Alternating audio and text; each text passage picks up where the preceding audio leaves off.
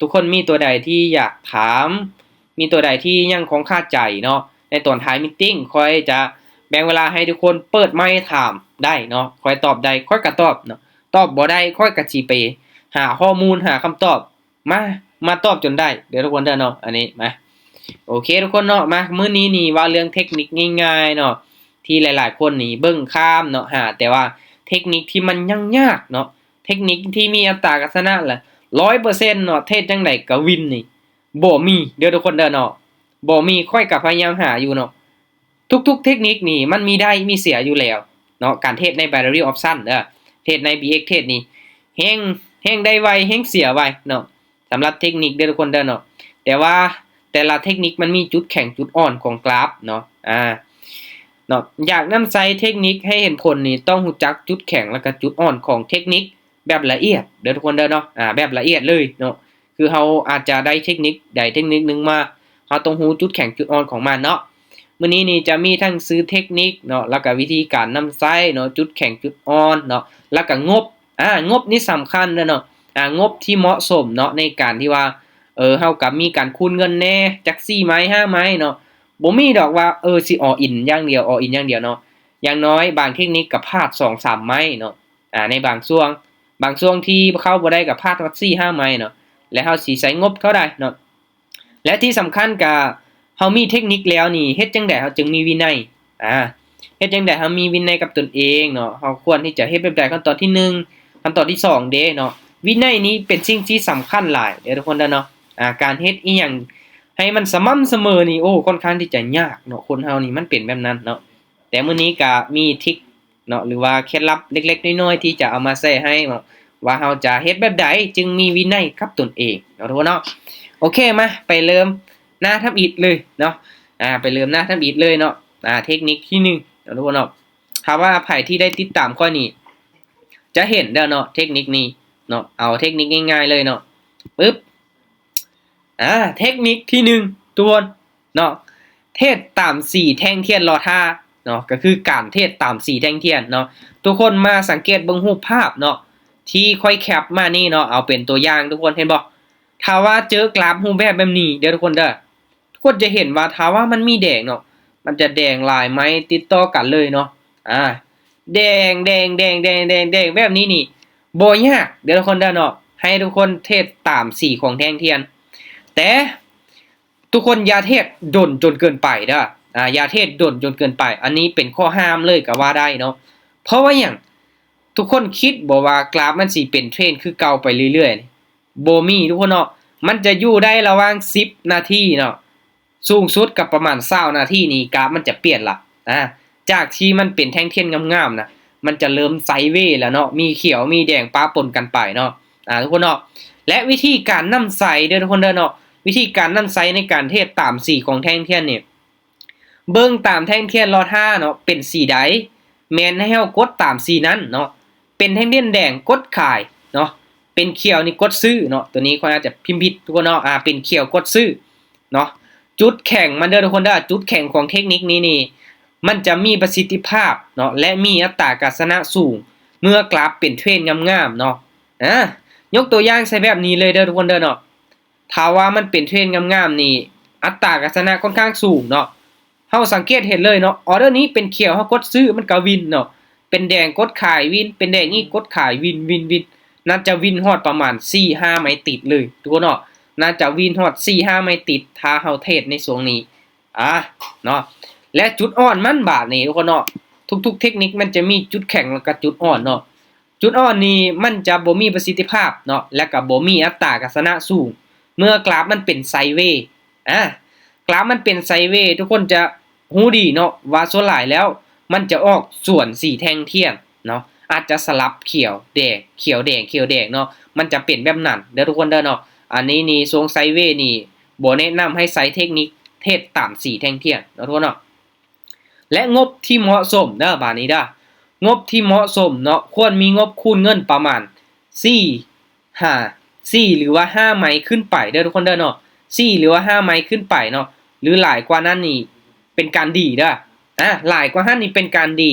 เนาะคือแน่นอนแหละถ้าว่าเฮามีงบหลายนี่เฮาต้องเข้าใจวิธีการเดินเงินพร้อมเนาะทุกคนเนาะ และตอนท้ายเด้อเดี๋ยวค่อยจะแนะนำให้วิธีการเดินเงินงบ20เหรียญนี้เฮาจะเดินแบบใดให้คูณได้4ไหมงบ50เหรียญเฮาจะเดินแบบใดให้คูณได้5ไหมงบ100นึงเด้เฮาควรที่จะเดินไม้ทำอิฐแบบใดให้คูณได้ฮอด4-5ไหมเนาะมีงบหลายแต่ว่าเฮาเดินเงินบ่เป็นนี่ก็คือเก่าได้ตัวนี้เนาะคือเก่าเนาะทุกคนเนาะโอเคทุกคนการเทศตาม4ลองไปฝึกน้ำใสเบิ่งก่อนเด้อตามที่ค่อยเว้ามานี่นะทุกคนบ่ฟ้าเสื้อก็ได้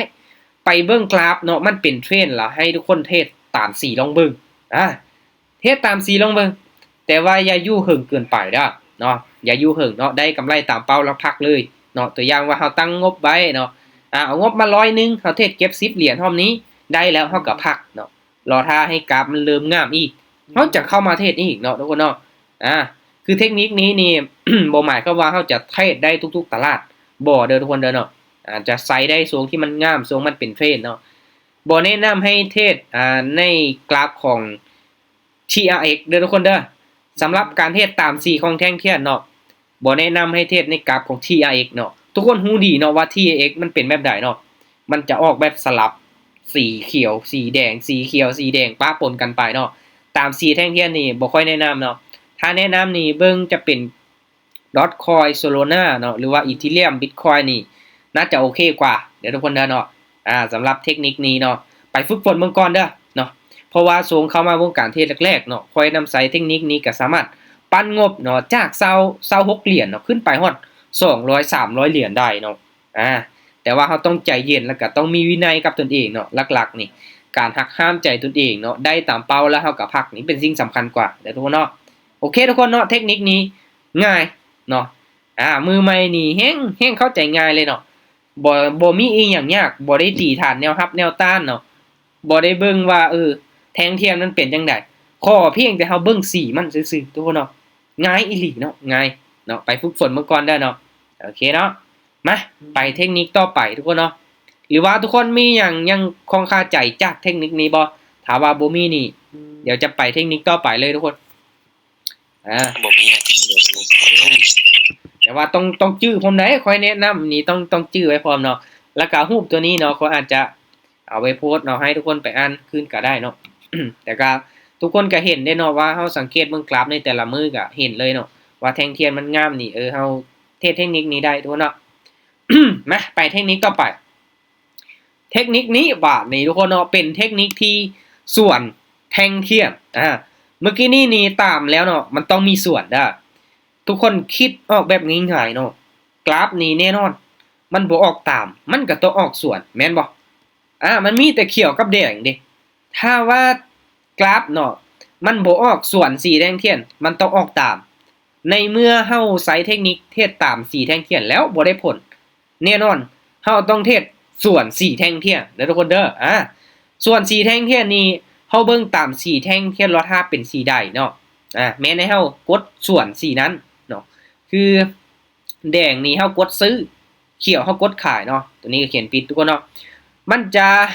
จุดแข็งเนาะมันจะมีประสิทธิภาพและมีอัตรากัศนะสูงเมื่อกราฟเป็นไซด์เวย์เห็นบ่ทุกคนมันส่วนกับเมื่อกี้นี้เลยเนาะส่วนกับสีแท่งเทียนเนาะส่วนตามสีเมื่อกี้นี้นะเนาะสำหรับตัวนี้เนาะจุดอ่อนมันก็อาจจะเป็นช่วงกราฟที่มันเป็นเทรนงามๆทุกคนเนาะช่วงกราฟที่มันเป็นเทรนงามๆเนาะแน่นอนถ้าว่ากราฟงามนี่เฮาเทศส่วนมันจะบ่ได้ผลแต่ว่าตัวนี้ไซด์เวย์นี่ถ้าว่ากราฟที่ไซด์เวย์นี่ส่วนสีแท่งเทียนนี่มักได้ผลทุกคนเนาะบ่พลาดเกิน4ไม้เนาะบ่พลาดเกิน4ไม้มันอาจจะพลาดไม้ที่1ไม้ที่2ไม้ที่3แต่ว่าไม้ที่4มันจะวินทุกคนเนาะมันจะวินเนาะไปพิสูจน์เบิ่งเด้อเนาะกราฟตัวใดที่มันเป็นไซด์เวย์เนาะแน่นอนส่วนเลยมันเป็นเขียวเฮากดขายเป็นแดงเฮากดซื้อเนาะง่ายๆตัวนี้เด้อทุกคนเด้อง่ายๆเด้อแต่ว่าหลักๆเนาะการเดินเงินสำคัญเด้อทุกคนเด้อเนาะลองไปพิสูจน์เบิ่งก่อนเนาะกราฟที่จะนำใช้ได้ผลนี่ TRX เนาะหรือว่าDogecoin Ethereum เนาะก็ค่อนข้างที่จะสลับอยู่ได้ทุกคนเนาะแต่ว่ามันก็บ่สม่ำเสมอเนาะเป็นบางช่วงเด้อเนาะช่วงใดที่มันไซด์เวย์แบบเขียวแดงเขียวแดงเขียวแดงนี่แน่นอนส่วน4แท่งเทียนเลยเนาะพลาดบ่เกิน4ไม้เนาะพลาดบ่เกิน4ไม้สำหรับคอยได้ เนาะถ้าว่าได้กำไรก็พักคือกันเด้อบ่หมายความว่าเฮาสิเทรดมันมือมันเว้นด้วยเทคนิคเดียวนี้เนาะมันจะมีบางช่วงที่เป็นไซด์เวย์เป็นสลับเนาะเฮาเข้ามาเก็บกำไรช่วงนี้ได้เฮาก็พักก่อนเนาะโอเคทุกคนเข้าใจเนาะเทคนิคนี้เดี๋ยวไปเทคนิคต่อไปนั้นขอถามโอเคมีหยังจะถามบ้ามาเลยงบเราเรียนบริหารไม่ขอถามใหม่บ่อาจารย์งบจักเหรียญเกาะงบ20เหรียญป่ะมันเสียงคัดๆเขินๆเนาะแม่นบ่ทุกคนแม่นเสียงยักคัดๆเขินๆโอเคเนาะสำหรับงบนี่แน่นอนเนาะถ้าว่าเฮาเดินเสมอเนาะ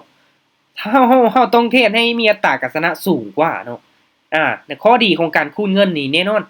เฮาอาจจะพลาดไม้ที่1ไม้ที่2ไม้ที่3แต่เฮาไปวินไม้ที่4เฮาจะได้ทั้งต้นทุนแล้วก็ได้ทั้งกำไรกลับขึ้นมาแม่นบ่ทุกคนถ้าว่าเฮาเทรดแล้วเดินเสมอไม้นี้ก็1ไม้นี้ก็1 ไปนี่เทรดแล้ววินเสียวินเสียวินเสียแบบนี้นี่แน่นอนเนาะเฮาจะขาดทุนเพราะว่าเฮาได้กำไร 95% บ้านเฮาเสียไป 100% น่ะเห็นบ่ถ้างั้นนี่ข้อดีเนาะของการคูณเงินเนาะมันก็มีเด้อทุกคนเด้อเนาะถ้าว่าเฮาเดินแบบคูณเงินนี่ก็เป็นการเซฟได้เนาะโอเคมั้ยเดี๋ยวไปเทคนิคต่อไปเลย นี่เทคนิคนี้ Net Volume ทุกคนเนาะก็นำใช้ในโซนที่เป็นแท่งเส้นสลับคือกันเด้อง่ายเนาะง่ายเป็นเทคนิคที่ง่ายๆเนาะโซนนี้นี่เป็นหยังก็คือเห็นว่านำใช้เทคนิคนี้ย้อนว่ากราฟโซนนี้ทุกคนเห็นบ่ว่าคริปโตมันผันผวนBitcoin ก็ล่วงลงมาจาก 120,000 ไปลงมาฮอด 80,000 ปลายๆเนาะแน่นอนในเมื่อมันผันผวนแบบนี้เนาะมันจะเกิดเป็นเทรนด์ไซด์เวย์เป็นส่วนหลายในเมื่อไซด์เวย์นี่แน่นอนเทคนิค Net Volume นี่นำใช้ได้ผลเนาะมื้อนั้นนี่กำไรแบบฮอด600ปลายทุกคนเนาะโดยเทคนิค Net Volume นี่เนาะค่อยเอางบมา 1,000 ละค่อยเทรดเอาฮอดละ100เนาะ100ปลายเอาไปเอามาละขึ้นไปฮอด600ปลายเลยมื้อนั้นเนาะกำไรทุกคนเนาะและวิธีการนำใส่เด้อทุกคนเนาะเบิ่งตามเส้นสีฟ้าทางด้านลุ่มตัวนี้เลยเนาะเส้นสีฟ้าตัวนี้เนาะทุกคนเนาะอันนี้เป็นเส้น Net Volume เนาะอันนี้คือซื้อของมันเด้อเนาะให้เฮาเข้าไปที่ FX Indicator และพิมพ์ค้นหาว่า Net Volume เนาะและกดใส่ตัวหนังสือมันจะออกมาแบบนี้เนาะอยู่ในโทรศัพท์ก็ใส่ได้อยู่ในคอมก็ใส่ได้ทุกคนเนาะเบิ่งตามเส้นสีฟ้าเนาะตัวอยู่ลุ่มนี้ถ้าเส้นมันสีขึ้นเฮากดขายเส้นมันสีขึ้นเฮากดขายเด้อถ้าเส้นมันสีลงเฮากดซื้อเส้นสีลงเฮากดซื้อทุกคนได้ผลเนาะสำหรับตัวนี้มื้อนั้นนี่วินฮอด 5-6 ไม้ติดเนาะบางช่วงเด้อทุกคนเด้อเนาะบางช่วงนี่มันวินฮอด8ไม้ติด9ไม้ติดเลยเนาะค่อยเคยวินเนาะด้วยเทคนิคนี้แหละวินฮอด8 9ไม้ติดเลยเนาะป้าตัวพอกับโอ้ถือว่าสุดยอดหลายเนาะเฮาเข้าถึกช่วงนี้แน่นอนทุกคนเนาะวินเนาะวินติดๆเลยเนาะและแน่นอนทุกคนเนาะมันจะมีประสิทธิภาพและมีอัตราการชนะสูงที่มันเป็นไซด์เวย์โซงที่มันเป็นไซด์เวย์เด้อเป็นแท่งเทียนสลับเนาะแน่นอนเนาะเส้นตัวนี้ซีขึ้นเนาะมันจะได้ผลและเส้นตัวนี้ทุกคนมันจะมีตัวเลขอยู่ทางข้างนี้เห็นบ่ตัวเลขนี้มันจะมีเลข0เนาะแล้วก็ติดลบลงมาแล้วก็มีตัวเลขที่เป็นบวกเนาะถ้าว่าเส้นมันสีขึ้นมาสูงนี่มันจะได้ผลเนาะได้ผลแบบอัตราการชนะค่อนข้างสูงนะถ้าว่าเส้นมันงอขึ้นน้อยนึงนี่บ่ค่อยปานใดเส้นมันต้องสีขึ้นแบบชัดเจนเนาะสีลงแบบชัดเจนได้ผลเนาะตัวนี้เนาะทุกคนเนาะเห็นบ่มันจะมีตัวเลขอยู่นี่เนาะมันจะบ่มีประสิทธิภาพเนาะและบ่มีอัตราการชนะสูงเมื่อแท่งเทียนออกตามสีแน่นอนทุกคนเนาะถ้าว่าแท่งเทียนรอท่าเป็นแดงมันออกแดงเป็นเขียวมันออกเขียวนี่Net Volume มันมักที่จะพลาดเด้อมันมักที่จะพลาดเนาะเฮาก็สามารถเทศส่วนมันได้เนาะเทศส่วนมันได้สำหรับ Net Volume ไปฝึกฝนเบิ่งก่อนเด้อทุกคนเด้อเนาะทุกคนเห็นบ่ค่อยบอกว่ามันได้ผลเนาะมันมีอัตราการชนะทุกคนล่ะเชื่อเลยเนาะเติมเงินจริงเข้าไปงับเลยนี่ก็บ่ได้เด้เนาะโอเคทุกคนเนาะสำหรับเทคนิคนี่ง่ายๆแต่ว่าตอนท้ายเนาะค่อยจะเน้นอยากให้ทุกคนมีวินัยกับตนเองเนาะค่อยจะมาแนะนำเนาะตามประสบการณ์จริงว่าเฮ็ดแบบใดเฮาจึงเป็นคนนึงที่มีระเบียบวินัยกับตนเองเนาะตัวนั้นเป็นสิ่งที่สำคัญกว่าเดี๋ยวทุกคนเนาะโอเคทุกคนเนาะสำหรับเทคนิคมีประมาณนี้เนาะไปกันต่อเลยโอเคไปกันต่อเลย แบบนึงนะทุกคนได้เนาะลงไปก่อนโอเคมา ทุกๆเทคนิคเดี๋ยวทุกคนเด้อเนาะการเดินเงินนี่สำคัญเนาะคอยให้ความสำคัญหลายเนาะงบที่เหมาะสมนี่แน่นอนเนาะต้องคูณเงินได้4-5 ไม้ขึ้นไปเนาะอย่างน้อยก็ต้องมี20เหรียญขึ้นไปเนาะ50เหรียญ100เหรียญหรือว่าเป็นพันเนาะเป็น500เป็น2-3 พันแห่งดีเนาะแต่ว่าเขาต้องเดินให้เป็นเนาะสำคัญเนาะโอเคไปเทคนิคเทคนิคนี่ดูกันเนาะซื้อให้สุดขายให้สุดตัวนี้สำคัญเนาะแต่ว่าหลายคนนี่ก็ยังสังเกตเทรนด์บ่เป็นเนาะสำหรับเทคนิคนี้ได้ทุกคนเด้อให้ที่ได้ติดตามช่อง YouTube ก็จะฮู้เนาะเฮาเบิ่งเด้อเบิ่งตามเทรนด์ของกราฟเนาะถ้าว่ามันเป็นขาขึ้นเนาะเฮากดซื้ออย่างเดียวเป็นขาลงเนาะเฮากดขายอย่างเดียวเนาะบ่วินเฮาคูณเงินเนาะบ่วินเฮาคูณเงินอย่างน้อยเฮาต้องมีงบเนาะคูณฮอด4-5 ไม้ขึ้นไป6 ไม้7 ไม้8 ไม้แห่งเป็นกันดีเนาะว่าเรื่องงบทุกคนเนาะจุดแข็งนี่แน่นอนทุกคนเนาะถ้าว่าเฮาเบิ่งเทรนด์กราฟเป็นเด้อเนาะเฮาเบิ่งเทรนด์เป็นนี่แน่นอนเฮาเบิ่งขาขึ้นขาลงเป็นนี่มันจะมีประสิทธิภาพเลยเนาะสำหรับเทคนิคนี้นะเนาะถ้าว่ามันเป็นขาขึ้นปุ๊บเฮาตามซื้ออย่างเดียวนี่แน่นอนทุกคนมันต้องมีเขียวมาหลายอยู่แล้วแม่นบ่ถ้าว่ามันเป็นขาลงเฮาก็ตามขาอย่างเดียวเนาะอาจจะพักตัวแน่เขียวแน่เฮาก็ตามขาอีกพักตัวแน่ตามขาอีกเนาะถ้าว่าเป็นขาลงแท้ๆจังได๋มันก็ต้องมีแดงเป็นขาขึ้นแท้ๆจังได๋มันก็ต้องมีเขียวแม่นบ่สังเกตเบิ่ง2เส้นตัวนี้ก็ได้เนาะ Moving Average Duo ทุกคนเนาะตัวนี้เนาะมันบ่งบอกเทรนด์ชัดเจนเส้นมันตัดลงมาเฮาตามขายเลยเห็นบ่ตามขายเลยอาจจะพักตัวเขียวเนี่ยบ่เป็นหยังเฮาคูณเงินไม้ที่1ไม้ที่2ไม้ที่3ไม้ที่4มันต้องมีแดงทุกคนเนาะเป็นขาลงมันต้องมีแดงเป็นขาขึ้นต้องมีเขียวเนาะถ้าว่าเฮาเบิ่งเทรนด์บ่เป็นเนาะมันจะบ่ค่อยปานใดเนาะเฮาสวนเทรนด์นี่เนาะเป็นขาขึ้นตามขายเป็นขาลงตามซื้อนี่ก็มักที่จะขาดทุนอยู่ได้ทุกคนเนาะแน่นอนทุกคนเนาะสำหรับเทคนิคนี้เด้อทุกคนต้องเบิ่งเทรนด์ให้เป็นเนาะเป็นขาขึ้นต้องตามซื้อห้ามสวนเทรนด์ชื่อไว้ทุกคนเนาะถ้าว่าอยากเทรดมีกำไรนี่ห้ามเทรดสวนเทรนด์เนาะใครที่เทรดสวนเทรนด์นี่โอ้ยเจ็บตัวเนาะข้อเองก็ส่วนหลายแม่นสวนเทรนด์นี่หลายเทื่อแล้วเนาะ1เนาะเกิดจากสาเหตุที่มันกลับตัวไวเกินไปเนาะเฮาลืมเบิ่งเนาะจุดที่เป็นช่วงกลับตัวของมันเนาะบางเทื่อก็เป็นเทรนด์งามๆปะไม้นี้คือสิพักตัวแล้วขายไม้นี้คือสิพักตัวแล้วเนาะสุดท้ายมันเป็นเทรนขาขึ้นงามๆเลยเนาะเทรนให้ขาดขึ้นไปทุกคนเนาะย้ำเด้อทุกคนเด้อเนาะส่วนเทรนนี่บ่คือส่วนอย่างเนาะส่วนเทรนนี่เจ็บตัวได้เนาะถ้างั้นก็อย่าไปส่วนพลาดกว่าสิเอามาได้ธรรมดาแม่นโอเคทุกคนเนาะสำหรับเทคนิคนี้เข้าใจบ่ลองไปฝึกฝนเบิ่งเด้อเนาะตามซื้อตามขายโอเคไปหน้าต่อไปนะปึ๊บวิธีการบริหารเงินบาทนี่ทุกคนเนาะวิธีการบริหารเงินเนาะแต่ละงบมาเดี๋ยวค่อยแนะนำให้คือค่อยจะยกตัวอย่างมามีงบ20เหรียญเนาะมีงบ20เหรียญมีงบ50เหรียญมีงบ100เหรียญเนาะหรือว่า500หรือว่า 1,000 เนาะแน่นอนเฮาจะเดินไม้ที่1แบบใดให้คูณได้4-5ไม้การเดินเงินนี่สำคัญนะทุกคนเด้อเนาะต้องให้ความสำคัญกับมันแท้ๆเนาะในการเทรด binary option เนาะในแพลตฟอร์มของ VX Trade เพราะว่า time frame มันสั้นเนาะ30 วิทุกคนต้องเข้าใจเนาะ binary option ก็คือการเทรด2ทางเลือกเนาะซื้อกับขายเขียวกับแดงฉะนั้นไผที่มีงบหลายผู้นั้นจะได้เปรียบไผที่มีงบหลายผู้นั้นจะได้เปรียบเนาะผู้ที่มีงบน้อยนี่ต้องพยายามน้อยนึงต้องเทรดให้มีอัตราการชนะสูงต้องวิเคราะห์เนาะทุกคนเนาะบางคนนี่มีงบแบบหลักพันน่ะเทรดแบบง่ายๆทุกคนเนาะแต่ว่าเดินเงินเป็นนะเริ่มต้นไม้ละ1เหรียญนี่1 2 4 8 16ทุกคนคิดเบิ่งถ้างบเฮาเป็นพัน 2,000 3,000เฮาเดินไม้ทับอิฐน่ะไม้ละ1เหรียญมันสิซิ่วส่ำใดเนาะเทรดแบบชิวๆเลยกดซื้อกดขายรับตาก็ยังมีกำไรนะขอเพียงแต่เฮามีงบนะแต่ว่าอย่าโลภเด้ออย่าโลภเนาะขอเพียงแต่อย่าโลภมีงบหลายแล้วอย่าโลภเนาะโลภนี่บ่ได้เนาะ ถ้าว่าเฮามีงบหลายเฮาเดินไม้ใหญ่เลยก็แน่นอนเฮาจะคูณเงินได้น้อยแม่นบ่คืองบ20เหรียญนี่เนาะทุกคนเนาะไม้ที่หนึ่งเนาะ เฮาไป1เหรียญนี่ได้เนาะ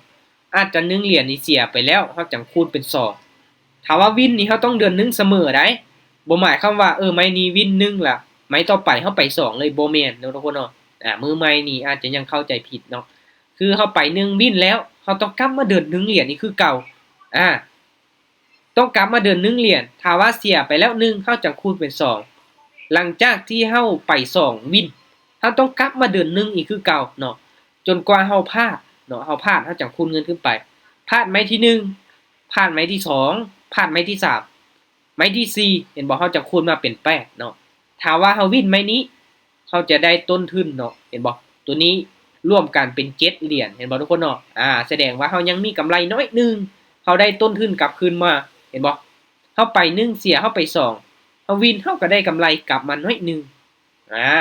ข้อดีของการคูณเงินมันจะเป็นแบบนี้เนาะทุกคนเนาะมันจะเป็นแบบนี้ถ้าว่าเฮาไม้นี้เฮาไป1ไม้ต่อไป1 1 1เดือนเสมอนี่แน่นอนเนาะเฮาวินเสียวินเสียวินเสียวินเสียไปเรื่อยๆนี่เฮาจะติดลบเนาะเฮาจะขาดทุนแต่ว่าตัวนี้นี่เฮาพลาดแล้วก็วินพลาดแล้วก็วินเฮามีกำไรเด้อเนาะเฮามีกำไรแต่หลักๆอย่าพลาดเกิน4ไม้เนาะถ้าพลาดเกิน4ไม้เนาะงบ20เหรียญนี่มันก็เบิดแม่นบ่มันก็เบิดแล้วเนาะมันบ่สามารถคูณไปอีกได้แล้วเนาะเพราะว่างบเฮาน้อยเด้เพราะว่างบเฮาน้อยถ้าเฮามีงบ50เหรียญบาทมีงบ50เหรียญนี่เฮาไปไม้ละ3เหรียญนี่แม่นกำไรเฮาจะขึ้นไวเด้เนาะแป๊บเดียวนี่ไป2ไม้นี่ได้แล้ว5เหรียญปลายเนาะไป3ไม้ก็ได้แหละเนาะ8เหรียญปลายไป4ไม้เฮาก็ได้10เหรียญแล้วเนาะแต่ว่าเฮาเดินนี่เนาะ3 6 12แล้วก็24เป็นการทบครึ่งขึ้นมาเลยทุกคนเนาะคือเก่าทุกคนเนาะถ้าว่าพลาดแล้วเฮาก็คูณถ้าว่าวินเฮาก็เดินเงินเสมอไปก่อนถ้าว่าพลาดฮอด4ไม้ติดเนาะเทคนิคใดที่พลาดฮอด4ไม้ติดเฮาก็พักก่อนเนาะแสดงว่าเฮาใช้เทคนิคบ่ถูกช่วงของกราฟเนาะและบัดนี้ทุกคนเนาะถ้าว่ามีงบอยู่50เหรียญเนาะเฮาเดิน1เหรียญก่อนนี่เฮาจะคูณได้ฮอด5ไหมเลยเนาะ1เนาะ3 6หรือว่า1 2 4 8ก็ได้ทุกคนเนาะเฮาจะเดินแบบเซฟๆก่อนเนาะเดินแบบเซฟๆอาศัยในการคูณเงินเนาะทุกคนเนาะอาศัยในการคูณเงินเนาะและต่อมางบ100เหรียญเด้เนาะมีงบ100ก็แน่นอนเฮาจะคูณได้5ไม้6ไม้แล้วเด้อบาดนี้เนาะเห็นบ่ถ้าว่าเฮาอยากให้มันได้5ไม้เฮาก็ไปไม้ละ3เหรียญได้เนาะ3 6 12 24เนาะ48เนาะแต่ว่าตัวนี้นี่น่าจะขาดทุนแล้วเนาะถ้าว่าไปฮอดไม้ที่6นี่บ่ได้แล้วเนาะน่าจะขาดทุนแล้วเนาะมันได้แต่5ไม้เนาะตัวนี้บ่ฮอดเนาะตัวนี้โอเค100เหรียญทุกคนเนาะเดินไม้ละ1 2 4 8 16 32ได้ฮอด6ไม้เนาะถ้าว่าเทคนิคของเฮาบ่พลาดเกิน6ไม้นี่เทศจังได๋ก็มีกำไรทุกคนเนาะเทศจังได๋ก็มีกำไรเนาะถ้าว่ามีงบ500เหรียญเนาะเดือนไม้ละ1เหรียญเทศตาม4ก็ได้นะทุกคนเทศแบบง่ายๆเทศตาม4นี่ไป1เนาะเสียแล้วก็พลาดตามไปอีกแบบง่ายๆเนาะเทคนิคที่ง่ายๆนี่งบมันต้องได้เด้ทุกคนเนาะงบมันต้องเหมาะสมเด้เนาะถ้าว่ามีงบ500ล่ะไปไม้ละ50ไปไม้ละ100เลย2-3ไม้เนาะพอร์ตเฮาก็แตกแล้วเนาะถ้าว่าเฮาเดินแบบนี้นี่ใครแน่เนาะถ้าว่าบ่พลาดอีหลีอีหลอเนาะบ่พลาดเนาะ5ไม้6ไม้นี่จังได๋ก็มีกำไรเนาะทุกคนเนาะถ้าว่ามีงบ 1,000 เด้บาดนี้มีงบ 1,000 นี่ทุกคนลองเดือน1เหรียญ2 4 8 16 32เนาะ64คูณขึ้นไปนี่ได้ประมาณ10ไม้เนาะงบ 1,000 นะทุกคนคูณได้ฮอด10ไม้เนาะถ้าว่าเฮาบ่พลาดฮอด10ไม้ติดนะทุกคนเชื่อโลดเนาะเทศมัดมือมัดเว้นก็มีกำไรเนาะขอเพียงแต่อย่าพลาดเกิน10ไม้เนาะเอาแบบง่ายๆทุกคนเนาะอย่าพลาดเกิน10ไม้เนาะถ้าว่าพลาด10ไม้นี่ไปทำบุญละบ่ต้องหาเทคนิคแล้วเนาะบ่มานละดวงบ่ดีละไปเฮ็ดบุญซะเทศ10ไม้แล้วบ่วินจังไม้นี่ก็ยอมคือกันทุกคนเนาะอีหลีปกติน้องใช้งบ 2.2 เก็บกำไร10เหรียญจานว่าเรื่องธรรมดาเก็บมา10เหรียญจานว่าเรื่องธรรมดาบ่คือสำหรับ น้องใช้งบ2เดือนเก็บกำไร14เดือนเมื่อวานนี้ก็ถือว่าโอเคอยู่สุดยอดสุดยอดเห็นบ่นักเทรดเมืองลาวนี่ทุกคนเก่งไหนแต่ว่ายังขาดวินัยเนาะยังมีความโลภหลายเกินไปเนาะตัวนี้คือแม่นเนาะงบน้อยนี่เขาสามารถที่จะเทรดจากงบ1ไปฮอด500 600อันนี้มันเป็นไปได้แต่โอกาสที่มันเป็นไปได้น่ะมันมีเพียงแต่0.01เนาะอาจจะ0.00เลยเนาะคือตัวอย่างเขาซื้อเลขนี่นะงบน้อยนี่เนาะโอกาสที่มันได้นี่ก็มีแต่ว่าโอกาสที่จะเสียมันหลายกว่าแต่แน่นอนเนาะเฮาเฮ็ดได้สม่ำเสมอก็ถือว่าคนนั้นนี่เทรดเก่งล่ะบ่ธรรมดาล่ะได้ถ้าว่ามีงบน้อยแล้วเอากำไรแบบฮอดหลายเท่าของต้นทุนน่ะแสดงว่าเฮาต้องเก่งเรื่องการวิเคราะห์เรื่องเทคนิคเนาะเฮาต้องเก่งเฮาต้องใจเย็นเนาะ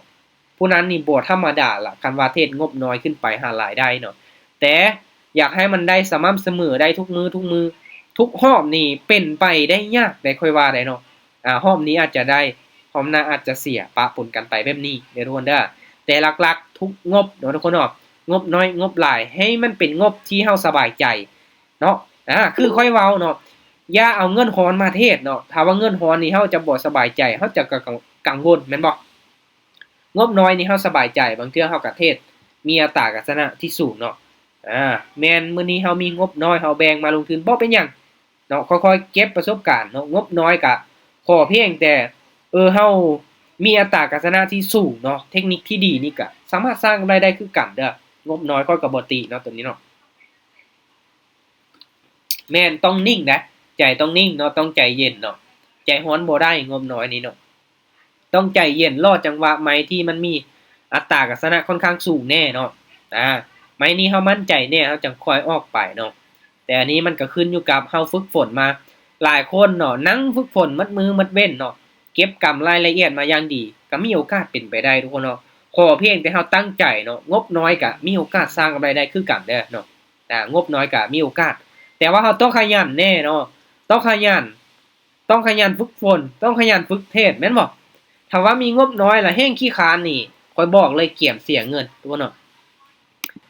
ต้นทุนเฮาน้อยแต่ว่าเฮาต้องมีความขยันกว่าคนอื่นเฮาต้องดุมันเฮาต้องฝึกฝนฝึกเทศเนาะเฮาบ่ฝึกแล้วสิให้เก่งนี่มันก็เป็นไปบ่ได้แม่นบ่เนาะตัวนี้ก็แน่นอนทุกคนเนาะถ้าบริหารทุนเป็นเห็นกำไรแน่นอนเนาะสำหรับคนที่ว่าขี้คร้านแน่แต่ว่ามีงบแน่ก็ได้กำไรคือกันเนาะแต่ว่าเจ้าต้องมีงบเนาะว่าซั่นซะทุกคนเนาะมันก็มีข้อดีข้อเสียแตกต่างกันไปเนาะมีงบน้อยเฮาต้องขยันเนาะต้องขยันเด้อโอเคทุกคนเนาะสำหรับการเดินเงินนี่ทุกคนมีงบประมาณเท่าใดอีกบ่เนาะอยากให้ค่อยแนะนำวิธีการเดินเนาะเอางบ1เหรียญเทรดได้20พูดน่ะขนาดค่อยยังเฮ็ดนำบ่ได้แล้วเนาะถือว่าเก่งขนาดสำหรับข้อย2-3มื้อมานี้ข้อยใช้งบ1เดือนนี้เก็บกำไรมื้อแรกไปที่14มื้อต่อมาเก็บไป8มื้อที่3เก็บไป8 3มื้อเรียนโดยใช้งบ1เดือนนี่โอ้ถือว่าสุดยอดเนาะก็แน่นอน แน่นอนเนาะซีสตาร์ไม้แรกแม่นบ่ถ้าว่าไม้แรกพลาดนี่คือจบเนาะงบ1เหรียญได้ต้องแบบมีวินัยแบบใจเย็นแม่นเฮาเป็นแข่งตัวใดที่ว่าสามารถตรงเทคนิคเขาจึงออกไปถ้าว่ามั่นใจได้บ่มั่นใจได้คือจบคือแบบจานว่าเลยถ้าว่าเฮาลังเลนี่คือจบเลยได้เนาะเราต้องบ่ลังเลนะได้วิเคราะห์แล้วตัดสินใจเนาะบางเทื่อเฮาลังเลนี่แฮ่งเสียได้เนาะไม่นี่ก็โอ้อยากออกแน่บ่อยากออกนี่แฮ่งเสียเนาะมันขึ้นอยู่กับสภาพจิตใจของเฮาพี่แหละหลักๆเนาะถ้าว่าจิตใจเฮานิ่งเนาะเฮาเป็นคนที่สมาธิที่ดีเนาะเฮาบ่ใจร้อนเฮาบ่หงุดหงิดเนาะเฮาบ่หายให้ไผเนาะบางคนเตะกระดุดมาเนาะเจ็บโคเล็บตีนอยู่ยังกดเข้าออเดอร์เนาะบางเทื่อก็all in ไปบ่วิดตัวเนาะว่าเรื่องจิตใจนี่แหละต้องเฮ็ดอารมณ์ให้ผ่อนคลายเนาะเทศแล้วบ่กดดันเนาะบ่ย้านได้ย้านเสียเนาะการเทศอันนี้สำคัญกว่าเนาะมีงบน้อยก็แม่นคือเว้าไผที่นิ่งเนาะใจเย็นรอจังหวะได้เนาะมีเทคนิคที่ดีก็เห็นกำไรเนาะทีมงานค่อยหลายคนก็สามารถสร้างกำไรได้เนาะแต่ว่าหลักๆเด้อเนาะเปิดเพลงก็นำมาจังซิวเปิดเพลงไปนำได้เนาะตามสไตล์เนาะตามความถนัดของแต่ละคนเนาะตัวนี้ได้เนาะน้องบ่มักเฮ็ด สองมื้อจาก2เหรียญไปฮอด80โอ้สุดยอดเนาะได้นี่แหละเนาะคือหลักๆหลายคนก็ยังเข้าใจผิดว่าเข้ามาเทศนี่แน่นอนมันก็มีคนได้แล้วก็มีคนเสียอยู่แล้ว แต่ว่าคนที่ได้เฮาก็ฮู้เด้ว่าได้ย้อนหยังเนาะเรื่องสภาพจิตใจเรื่องความโลภมันแตกต่างกันถ้าไผที่คิดว่ามันง่ายแหละโลภหลายนี่ก็เนาะใจร้อนอยากได้ไวนี่ก็เสียแน่นอนน่ะเนาะมันออกแบบมาแล้วนะทุกคนให้ทุกคนเข้าใจจังซี่ซะว่าการเทรดนี่มันออกแบบเนาะจากที่ว่ามันมาปล้นเงินเนาะจากคนที่ใจร้อนคนที่มีความโลภคนที่บ่มีวินัยกับตนเองน่ะตลาดมันออกแบบมาปล้นเงินจากคนกลุ่มนี้น่ะมาให้คนที่ใจเย็นคนที่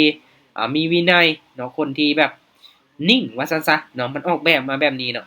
ถ้างั้นทุกคนเลือกเอาว่าจะเป็นกลุ่มคนที่ขาดทุนหรือว่าจะเป็นกลุ่มคนที่ได้กำไรเนาะเดี๋ยวไปหน้าต่อไปเนาะเดี๋ยวไปหน้าต่อไป นะปึ๊บการสร้างวินัยในการเทศเนาะตัวนี้สำคัญทุกคนเนาะการมีวินัยในการเทศเป็นปัจจัยสำคัญที่สุดในการสร้างความสำเร็จในระยะยาวเนาะในตลาดทุกคนเนาะอันนี้ว่าถึงระยะยาวเนาะการขาดวินัยสามารถทำลายกำไรเนาะที่ท่านสร้างมาได้แบบยังง่ายดายเลยเนาะเห็นบ่บางคนอาจจะมีวินัยในการเดินเงินเนาะปั้นจากงบเนาะ10เหรียญขึ้นมาฮอด40 50เนาะเฮาปั้นค่อยๆปั้นไม้ละ2เหรียญไม้ละ3เหรียญ4เหรียญ5เหรียญค่อยปั้นขึ้นไปเรื่อยๆเนาะบัดสุดท้ายไปall in แจ็บมับ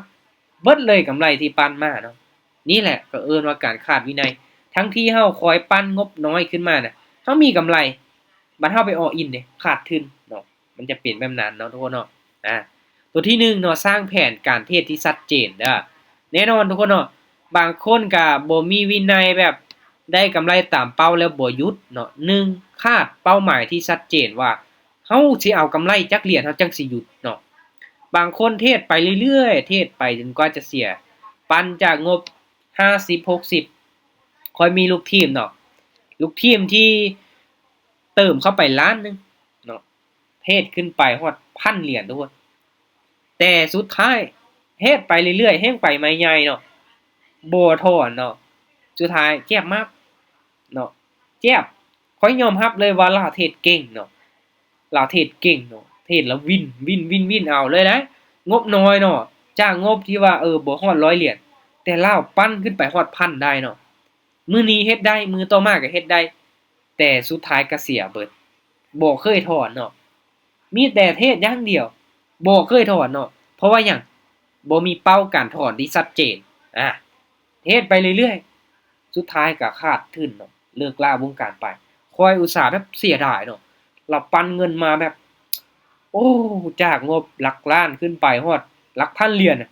20ปลายล้านน่ะทุกคนคิดเบิ่งเนาะสิหาเงินอยู่ไสมันได้ง่ายขนาดนี้เนาะประเทศได้กำไรมือน่ะมื้อนึงน่ะ4-500เหรียญแล้วก็10ล้านแล้วเด้เนาะเราต้องคิดเบิ่งแม่เนาะเฮาไปเฮ็ดอาชีพใดมันสิได้เงินหลายขนาดนี้ถ้าเฮาเปรียบเทียบใส่อาชีพอื่นเนาะได้ง่ายอีกเนาะแต่หลักๆนี่แหละทุกคนเนาะเป้าหมายที่ชัดเจนสำคัญแล้วก็เป้าเสียบาดนี้เป้าเสียก็ต้องมีเด้อทุกคนเด้อเนาะบางมื้อตลาดมันขี้หลายเนาะโคตรขี้หลายเลยเนาะเทรดจังได๋ก็บ่วินเนาะตามเทคนิคข้างนี้ก็บ่วินอันนี้เฮาก็ต้องมีเป้าพักเนาะเป้าพักใน1มื้อเนาะมื้อนี้เข้าตลาดบ่ได้ก็ต้องหักห้ามใจตนเองมื้อหน้ามาแก้ใหม่ตลาดมัน24ชั่วโมงมันบ่ปิดไปไสดอกแม่นบ่เคยเป็นอาจารย์ใส่งบ10เหรียญคือเทส10ไม้คือแบบว่าบ่วินเลยมื้อนั้นบ่ฮู้ว่ามันเป็นหยังแม่น10ไม้คือพลาด10ไม้เลยว่าเรื่องสภาพจิตใจของเฮาแต่ละมื้อมันก็บ่คือกันแม่นบ่บางมื้ออารมณ์ดีแน่บางมื้ออารมณ์ร้อนแน่เนาะเป็นแบบนั้นเด้อทุกคนเด้อเนาะถ้างานนี้อย่าลืมเด้อเนาะบางมื้อที่เทศบ่ได้ก็พักก่อนตลาดมันบ่หมายความว่ามันสิปิดมื้อนี้เนาะมื้ออื่นก็มีมื้อฮื้อก็มีเนาะมันยังอยู่ดนอยู่เนาะมันบ่ได้ปิดทุกคนเนาะถ้างานนี้ต้องพักมื้อนี้บ่ได้แล้วก็ต้องพักเนาะมันโคตรขี้หลายเฮาก็จำเป็นต้องพักเนาะบางเทื่อเฮาเข้าตลาดบ่ได้รอบนี้เฮาก็พักในรอบนี้เนาะคือข้อยเองก็ยังพักเนาะมื้อวานมื้อก่อนนี่ก็เทศเสียไปก็ โอ้พักก่อนบ่ไหวพลาดนอน5ใหม่เนาะว่าเรื่องเทคนิคของเฮาแน่เฮานำใส่บ่ถึกแน่เนาะมันก็ขาดทุนเนาะทุกคนเนาะสิให้ได้กำไรทุกรอบมันก็เป็นไปได้ยากเนาะถ้าว่าเฮาเอารอบละน้อยนี่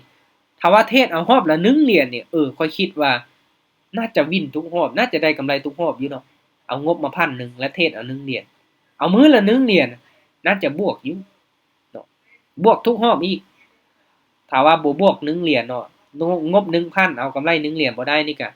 ไปทำบุญเท่านั้นแหละเนาะโอเคมาหัวข้อตัวที่2การบริหารความเสี่ยงอย่างเข้มงวดทุกคนเนาะการบริหารความเสี่ยงอย่างเข้มงวดแน่นอนเนาะเฮารู้แล้วเนาะความเสี่ยงสูงผลตอบแทนสูงเนาะได้ไวเสียไวเนาะตัวนี้ทุกคนรู้ดีเนาะเราต้องบริหารเรื่องเงินนี่แหละเนาะเรื่องเงินทุนของเฮาเนาะเฮาควรที่จะเดินแบบใดเนาะเดือนแล้วโอเคต้องปฏิบัติอย่างเข้มงวดให้ได้ทุกคนเนาะข้อต่อมาข้อที่3ว่าเรื่องการควบคุมอารมณ์ทุกคนเนาะเรื่องการควบคุมอารมณ์นี้สำคัญที่สุดล่ะค่อยว่าเนาะสำคัญที่สุดอารมณ์ร้อนอารมณ์เย็นในแต่ละมื้อเนาะแน่นอนเฮาหงุดหงิดย้อนหยังเนาะเฮาต้องมีวิธีแบบผ่อนคลายให้กับตนเองไปออกกำลังกายบ่เล่นกีฬาบ่เนาะดีดกีตาร์ร้องเพลงบ่เนาะหรือว่าไปลอยน้ำไปเฮ็ดกิจกรรมที่เฮ็ดให้ตัวเองผ่อนคลายนำทุกคนเนาะเฮาสิหมกมุ่นอยู่หน้าจอหมดมื้อหมดเว้นก็บ่ได้เนาะเฮ็ดให้ตาลายแน่การวิเคราะห์กราฟของเฮาก็ขาดประสิทธิภาพเนาะถ้าว่าเฮาหมกมุ่นเกินไปเรื่องอารมณ์นี่เนาะเฮาต้องชิลๆแน่เนาะคือบางคนนี่เทรดมื้อละน้อยนี่อยู่กับกราฟมื้อละบ่ฮอดชั่วโมงนี่มีกำไรกว่าคนที่นั่งเฝ้าหมดมื้ออีหลีเนาะคือช่วงก่อนทุกคนเนาะอันนี้ประสบการณ์จริงเด้อช่วงค่อยเข้ามาโอกาสแรกๆค่อยเก็บเอารอบละ5เหรียญค่อยใส่งบ26เหรียญเท่านั้นเนาะค่อยเข้าไปเทรดได้5เหรียญแล้วค่อยหยุดเลยเนาะปิดหน้าจอแล้วก็ไปเฮ็ดเวียกเฮ็ดนั่นเฮ็ดนี่ไปออกกำลังกายเตะต่อเตะบาสเห็นกราฟงามๆอีกเทรด5เหรียญแล้วก็พักเนาะและมันมีมื้อหนึง มือค่อยว่างเนาะค่อยอยากได้กำไรหลายเนาะค่อยนั่งเทรดมามื้อนี้สิตั้งใจสิเอากำไรหลายๆเทรดเนาะได้ช่วงแรกเนาะแต่สุดท้ายมาเสียแล้วเติมอีกเสียแล้วเติมอีกเติมสุดท้ายเอาไปเอามาแฮ่งติดลบไปหลายในมื้อนั้นเนาะเพราะว่าเฮาเสียแล้วเฮาตั้งใจเฮาอยากเอาคืนได้กำไรมาเฮาอยากนำทุนคืนอีกบาทนี้เนาะเอาไปเอามาแฮ่งเสียเนาะนั่งเฝ้ากราฟหมดมือแฮ่งขาดทุนเด้อทุกคนเด้อเนาะถ้างานนี่ลองเบิ่งเนาะเทรดได้กำไรเฮาก็พักปิดหน้าจอไปเฮ็ดแนวอื่นไปใช้ชีวิตหรือว่าถอนเงินออกไปซื้อแนวกินแซ่บๆซื้อน้ำเย็นๆกินให้ตนเองอันนี้เป็นการดีกว่าทุกคนเนาะ1เหรียญ2เหรียญเนาะ20 30พันหาซื้อกินแนวแซ่บๆให้รางวัลตัวเองเป็นการดีทุกคนเนาะและตัวที่4ทุกคนเนาะเป็นการบันทึกการเทรดของเฮาว่ามื้อนี้เฮาเทรดวินย้อนออเดอร์ใดย้อนเทคนิคใดเดินเงินแบบใดเนาะเพื่อบ่ให้เฮาลืมเด้มื้อต่อมาเทคนิคแบบนี้เนาะมันใช้ได้ผลได้เนาะอยู่ในกราฟแบบนี้เนาะเฮาก็ต้องจดและเฮาเสียเด้เฮาเสียย้อนหยังเนาะย้อนออเดอร์แบบใดเทคนิคตัวใดเดินเงินแบบใดเนาะตลาดมันเป็นแบบใดเฮาก็ต้องจดต้องละเอียดเด้อทุกคนเด้อเนาะถ้าว่าบ่จดนี่ก็ยากอยู่ได้เฮาก็ลืมไปแม่นบ่ขนาดไปโรงเรียนม.1 ฮอดม.7 เนาะประถมก็หลายปีเฮาก็ต้องมีการจดการแต้มคักแน่ทุกคนเนาะอันนี้ก็เฮาลงทุนเฮาหาเงินเนาะเฮาก็ต้องได้มีการจดการแต้มคือกันเด้อทุกคนเด้อเนาะ และก็อีกอย่างทุกคนเนาะอดทนในความเป็นจริงเนาะแน่นอนการที่จะลงทุนเนาะเฮาก็ต้องอดทนเนาะบางมื้อขาดทุนบางมื้อได้กำไรเนาะแต่ว่าความเป็นจริงแล้วมันมีได้มีเสียอยู่แล้วเนาะตัวนี้เฮาก็ต้องทำความเข้าใจมันเนาะการลงทุนเฮาต้องเบิ่งเป็นระยะยาวมื้อนี้อาจจะได้กำไรน้อยแต่ว่าเฮาต้องอดทนระยะยาวเฮาจะมีกำไรบวกมื้อละ10เหรียญเนาะ30มื้อ300เหรียญ6ล้านปลายแล้วเด้เนาะต้องคิดเบิ่งเด้เนาะถ้าว่าปีหนึงเนาะปีหนึงนี่ถ้าเอากำไรมื้อละ10เหรียญก็ประมาณ 3,000 เนาะ 3,650 เหรียญทุกคนเนาะ 3,650 เหรียญนี่ก็ถือว่าหลายบ่หลายเด้เนาะหลายเด้ถ้าว่าเราคูณใส่เลขซะ2เดี๋ยวค่อยจะคูณให้เบิ่งเนาะประมาณ80ล้านเลยเนาะเห็นบ่80ล้านต่อปีเนาะข อเพียงแต่เฮาเก็บมื้อละ10เหรียญเท่านั้นเด้นี่เอาได้เงิน80ล้านต่อปีเลยเนาะโอเคทุกคนเนาะสำหรับเทคนิคหรือว่าความรู้ที่ค่อยขึ้นมาแชร์ในมื้อนี้เนาะก็สิมีประมาณนี้เนาะทุกคนมีตัวใดยังคงคาใจอยากถามก็ถามได้ทุกคนเนาะ เวลาก็ยังอยู่เอาบ่หลายเนาะขอเพียงแต่ทุกคนจื้อเนาะเป็นประโยชน์กับทุกคนทุกคนจื้อได้เอาไปนำใช้แล้วมันเห็นผลเนาะตัวนี้จะดีกว่าเนาะหลายเกินไปก็ลืมแม่นบ่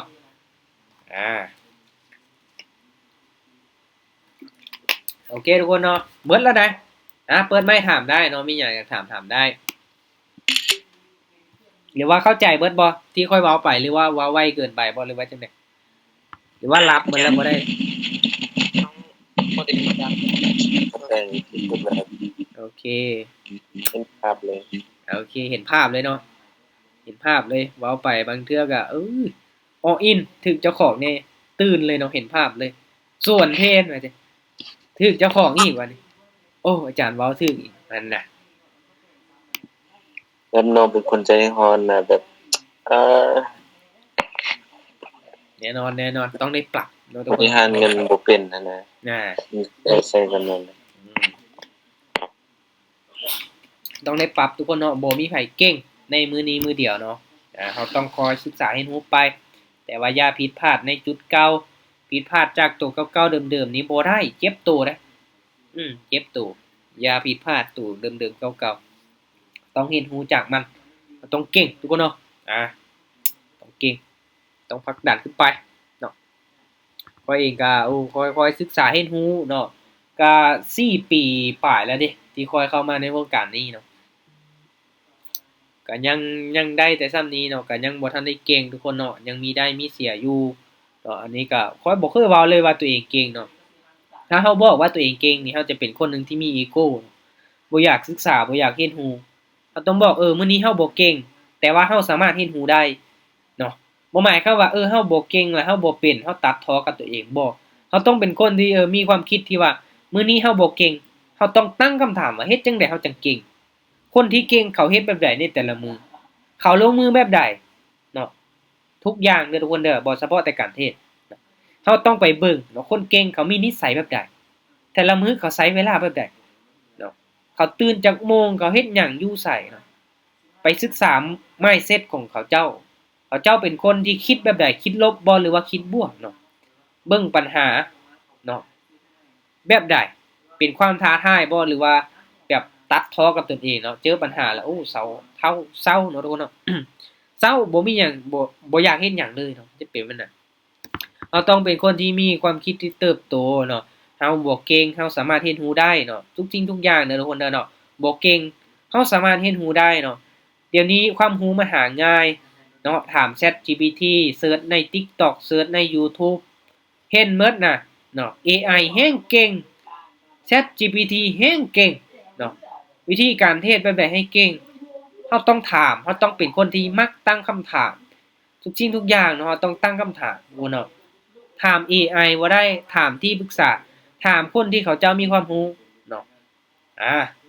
เราต้องกล้าถามทุกคนเนาะเขาอยากเก่งเขาต้องกล้าถาม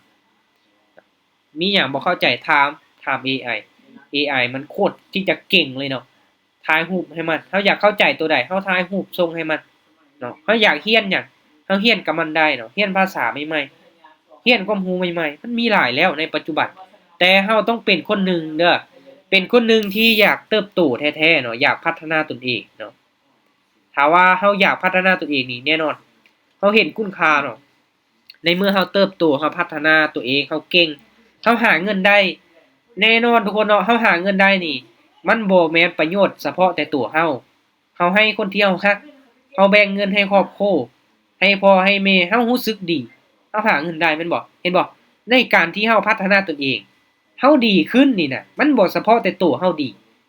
คนที่อยู่อ้อมข้างเราคนที่เรารักเขาเจ้าก็ดีขึ้นเนาะเพราะว่าหยังเราสามารถที่จะดูแลเขาเจ้าได้เราสามารถที่จะแบ่งปันเนาะเงินให้เขาเจ้าได้ในปริมาณที่เราไหวเนาะให้น้อยก็อย่างน้อยเราได้ให้คนที่เรารักเนาะตอบแทนบุญคุณเขาเจ้าอันนี้เป็นการเพิ่มความรู้สึกดีให้กับตนเองเนาะทุกคนเนาะ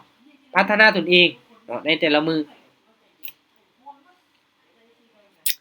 โอเคทุกคนเนาะมีหยังอีกบ่เวลาก็ยังเหลืออีกน้อยนึงเนาะมื้อนี้ก็อย่าบอกว่าเป็นค่อยสอนเด้อทุกคนเด้อเนาะค่อยก็บ่เอิ้นว่าเป็นขั้นอาจารย์สอนเนาะค่อยเพียงมีความรู้ค่อยเอามาแชร์เอามาแบ่งปันให้กับทุกคนเนาะค่อยบ่ได้เป็นครูเป็นอาจารย์แต่อย่างใดแต่ค่อยเป็นคนหนึงที่บ่คิดที่คำรู้เนาะค่อยมีหยังค่อยพร้อมที่จะแชร์พร้อมที่จะแบ่งปันให้เนาะในเมื่อค่อยได้รับความรู้เนาะรับประสบการณ์จากเขาเจ้าผู้ที่ว่ามีประสบการณ์มีความรู้เขาเจ้าได้มาแบ่งปันให้เนาะค่อยเป็นคนหนึงที่บ่ขี้ที่เนาะมีหยังก็แบ่งปันให้เนาะความรู้ดีๆทุกคนเนาะโอเค ถ้าถ้าว่าเฮาแบบมีเทคนิคแบบเป็นของตัวเองอยู่แล้ว ถ้าว่าเฮาอยากรู้แบบเทคนิคมาเพิ่มเติมแบบหลายๆเทคนิคมาปรับใช้เฮาสามารถจะสร้างกำไรในตลาดนี้ได้บ่ได้ตัวนี้เนาะคือเฮามีเทคนิคของตนเองก็เป็นกันเด้เนาะเทคนิคนี้เฮาถนัดแต่ทุกๆเทคนิคเด้อเฮาศึกษาใหม่นี่ให้เฮาเข้าใจแบบเจาะลึกเนาะเฮาต้องขยันแน่เฮาต้องทำความเข้าใจเทคนิคทุกเทคนิคเด้อทุกคนเด้อเฮาต้องเข้าใจแบบละเอียดคือค่อยเว้าเนาะเข้าใจจุดแข็งจุดอ่อนของมันเนาะมีเทคนิคหลายก็ดีแต่ว่าอย่าสับสนก็พอเนาะในเมื่อได้นำใช้เทคนิคหนึงแล้วต้องนำใช้ไปให้สุดเนาะและก็ต้องมั่นใจในเทคนิคนั้นแท้ๆเนาะฝึกฝนเรื่อยๆเขาจะมั่นใจในเทคนิคแต่ว่าเทคนิคนี้มันใช้ได้กับบางช่วงที่ว่าเป็นแบบตลาดแบบสวิงแบบหรือว่ามัน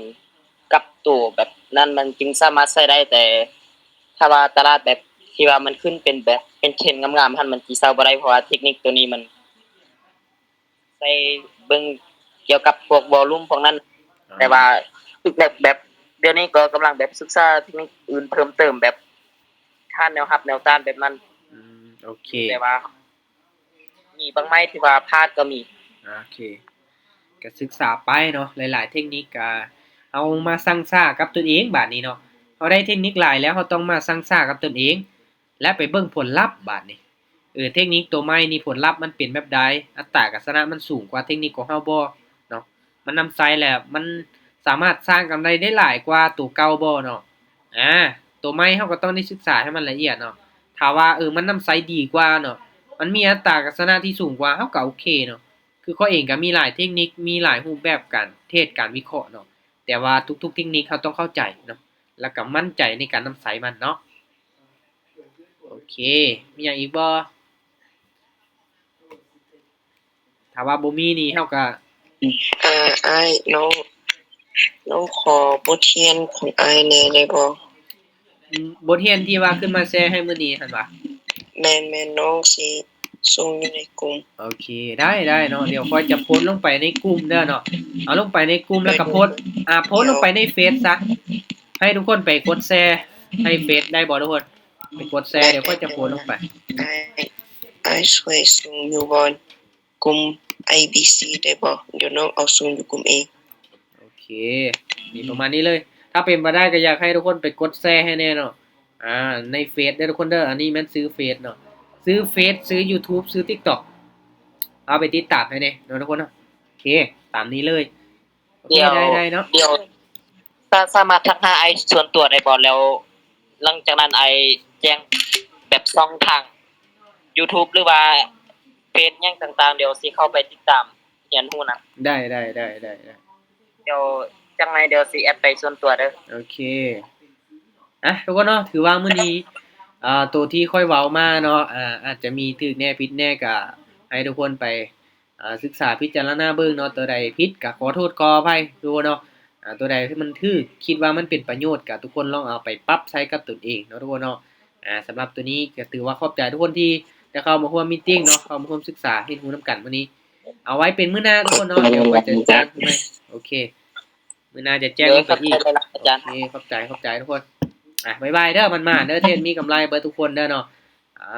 เทศมีกำไรเบิดทุกคนเนาะโอเคมื้อนี้บ๊ายบายเด้อทุกคนบ๊ายบายมื้อนี้